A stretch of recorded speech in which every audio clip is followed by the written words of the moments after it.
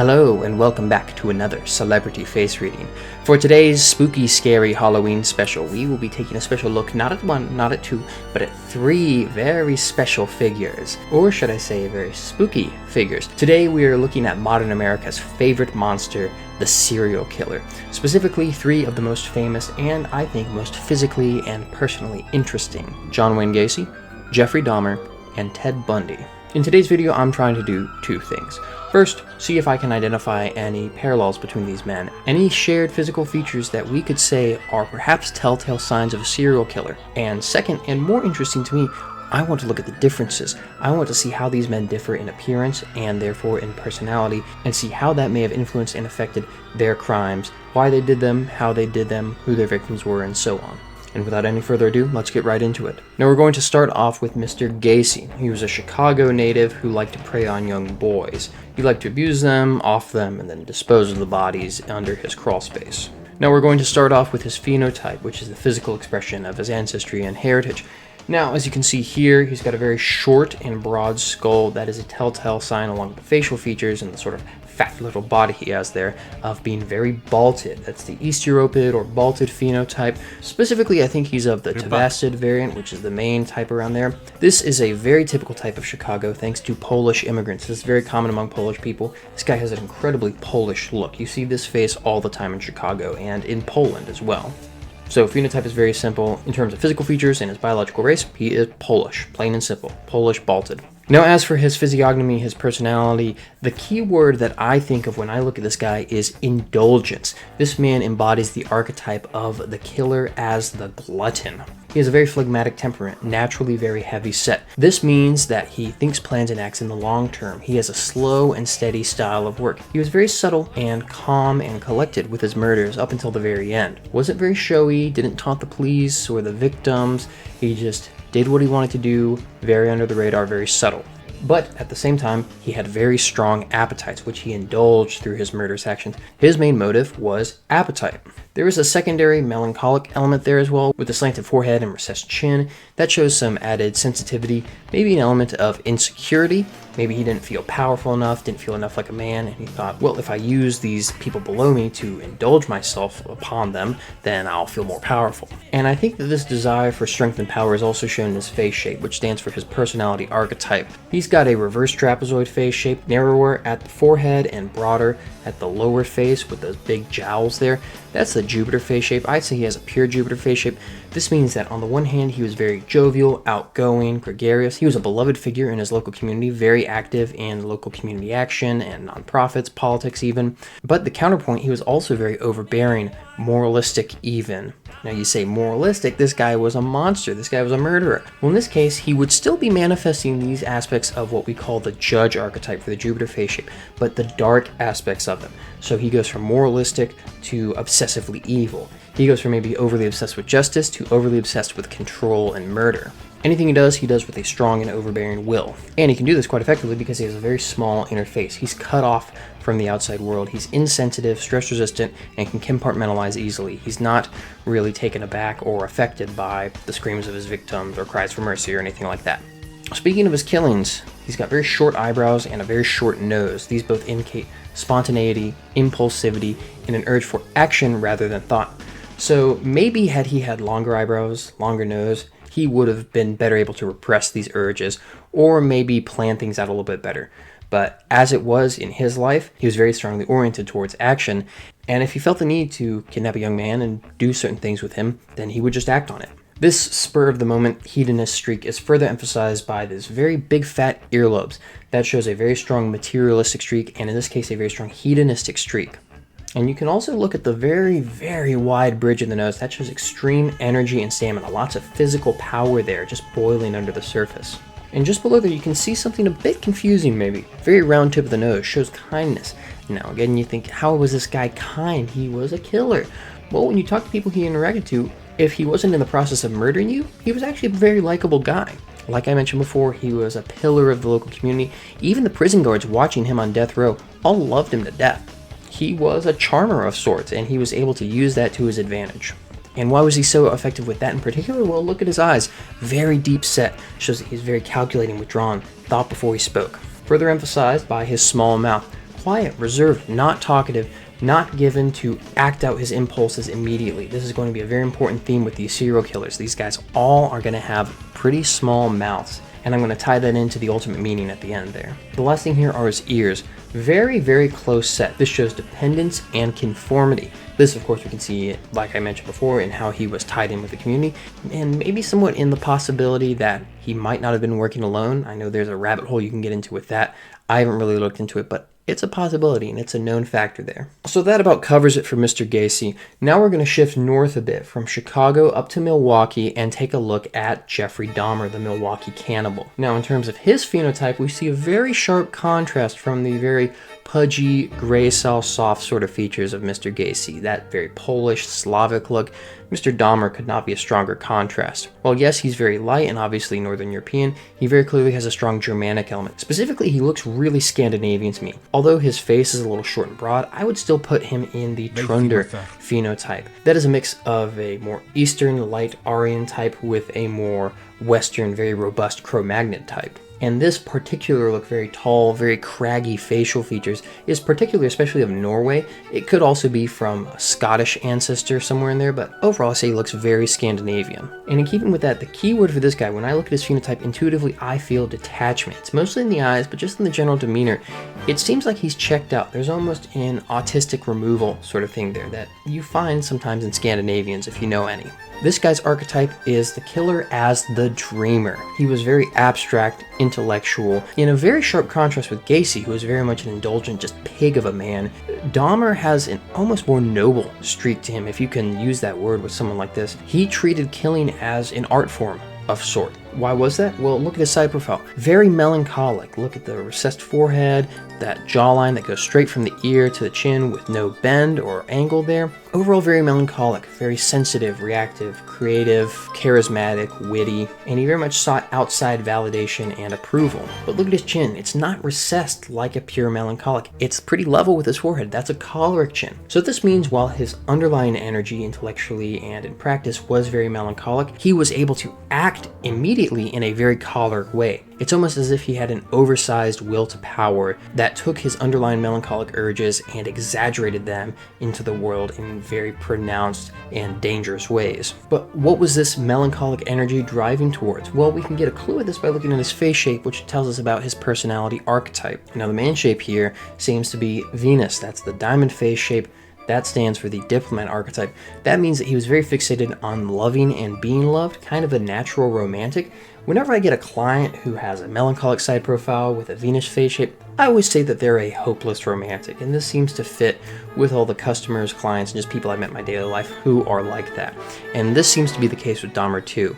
He was about as close to a romantic as you can get in the world of serial killers. He romanticized his own killings. He thought they were works of art. But there's an additional element there. You can also see in some pictures he has a very strong rectangular element going on there. That's the Mars face shape. That stands for the active warrior archetype. This means that in addition to those Venus traits being very focused on beauty, art, romance, maybe even social causes or changing the world, he also had a strong, aggressive, overbearing streak, an impulse to fight and to kill, which we saw he very much acted on. The Venus-Mars combination face shape is an archetype that I like to call the peacemaker archetype. Joe Rogan has it, and in much the same way that we can see John Wayne Gacy as a twisted, evil version of the judge archetype, we can see Dahmer as expressing the dark shadow characteristics of the peacemaker archetype. A righteous peacemaker, someone like Joe Rogan, wants to bring warring parties to the negotiating table, bring everyone together, and assertively get everyone to just talk things out, draw out the issues. The twisted version with Dahmer wants to grab people and manipulate them to create his own perfect romantic fantasy. I haven't researched this guy too much, but if I remember correctly, one of his goals was to use the drilling and the acid and all that to try and create a perfect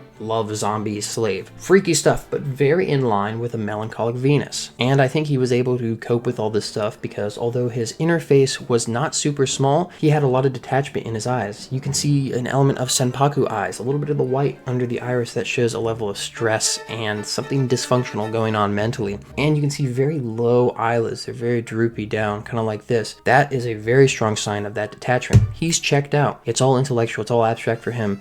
Yeah, the guy might be screaming for help, he might be sawing up someone's body and melting it in acid, but it doesn't matter for him. He's checked out. He is somewhere else. The next most prominent facial feature I see on him are his ears. They're very wide-splayed, very big. That shows independence, nonconformity, maybe even difficulty in relationships, which might have influenced his ultimate choice to go down this very dark path. And I think it's pretty clear that he definitely acted alone with this stuff. I've never seen any evidence for him having accomplices, and I wouldn't expect it. He was a solo flyer with those big ears. And now if you look down to the bottom of the ears, very large, prominent, fleshy earlobes, just like John Wayne Gacy. Again, another hedonist, another materialist. He had abstract ideas, but he wanted to carry them out in service of his own physical hedonism. And another parallel with Gacy, very deep-set eyes, very calculating, withdrawn, able to manipulate people to his ends, able to very easily lie and twist his words and the feelings of others in order to get them to do what he wanted or lure them into a trap. Something to take note of here, it's especially prominent with his eyes. Look at the asymmetry. Facial asymmetry shows that someone is not who they say they are. The left side stands for the inner self, who they really are, and the right side stands for the outer self, who they project as. And with all these guys, you're going to want to take note of asymmetry. That's going to be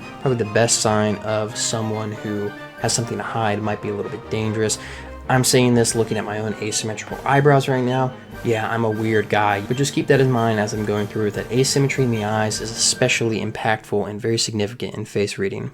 The last parallel here with Gacy is the very small mouth. Again, quiet, reserved, ties in really well with those deep-set eyes. People with deep-set eyes and small mouths are going to be very withdrawn, very hidden, very secretive. They're the super introverts. Last couple things I'm going to point out. In contrast with Gacy, he had very long eyebrows. That shows that he was very good at planning and very premeditated. He wanted to plan out everything ahead of time. And he was further helped in this by those lipless corners of the mouth. See how the mouth extends beyond the lips there, on the tips there? That shows strong executive planning ability. Out of the 200 richest people in the world, the only facial feature they all share is that. Who knows, maybe if he hadn't been so messed up and self-indulgent and weird and dysfunctional, he could have used that for good, but we'll never know. Alright, we have saved the best for last. You know him. If you're a lady, you might love him. Alright, a lot of you ladies get into this guy because y'all are some freaks.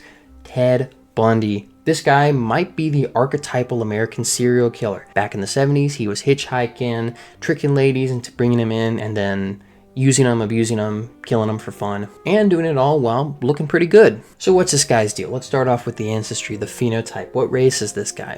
White, obviously, but let's get more specific. He looks very Irish to me. He looks mostly Eurafricanid or Atlanto-Mediterranean. That's the type that's found in Portugal, Spain, Morocco, all throughout North Africa, and all across Southern and Western Europe. It is also found throughout the British Isles, and I say specifically Irish because he's Eurafricanid plus the Bruin phenotype. He's a little too robust for a pure Eurafricanid.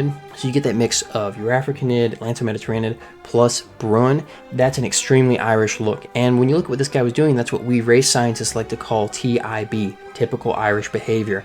Just calling it like I see it. Hey, I love my Irish friends, but we gotta call a spade a spade. Listen, the term Irish sunglasses didn't come out of nowhere, that's all I'll say. Now the key word for this guy's physiognomy and the intuition I get from looking at him immediately is power. This guy played out the archetype of the killer as the master, the dominator, the lord of slaves. He wanted to exert power over other people. How can I tell this? Well, first off, look at the side profile.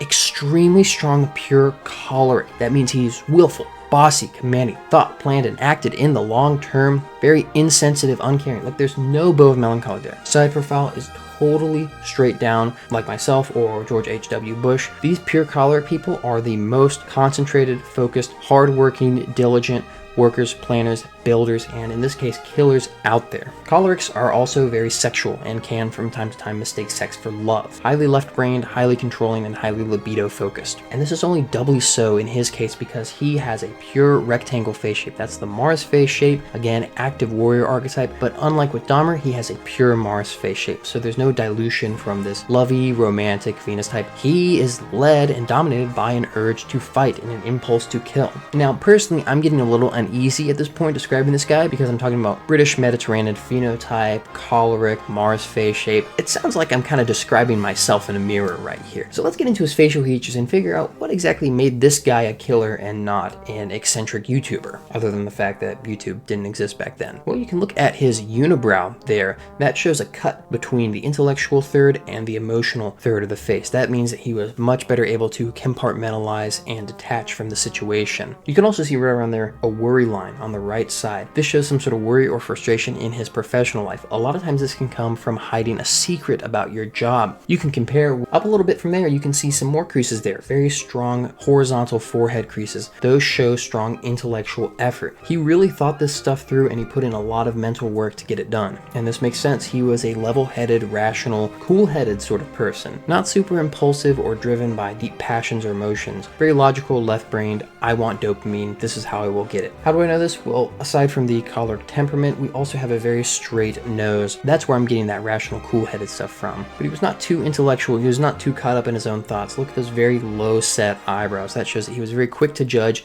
and quick to decide. He wasn't like highbrow Jeffrey Dahmer, where he wanted to pick out the perfect victim and plan out the most artsy way to kill them. He just would see someone, take advantage of the situation, and like a wild animal, like a predator, just pounce and get them. But he's not too different from Gacy or Dahmer. We can see some more of those classic parallels that we've seen there before. First off, very large earlobes, again, materialistic and hedonistic, indulgent, very into the physical world, very animalistic. We can also see, again, deep set eyes and a small mouth, quiet, reserved, calculating, withdrawn, thinking before he speaks. I think this guy was probably the one for whom the lies and the planning and the tricking were the most important, because his whole MO was pretending to be a hitchhiker and getting girls to pick him up, and in his case it's even stronger because he's very thin lips.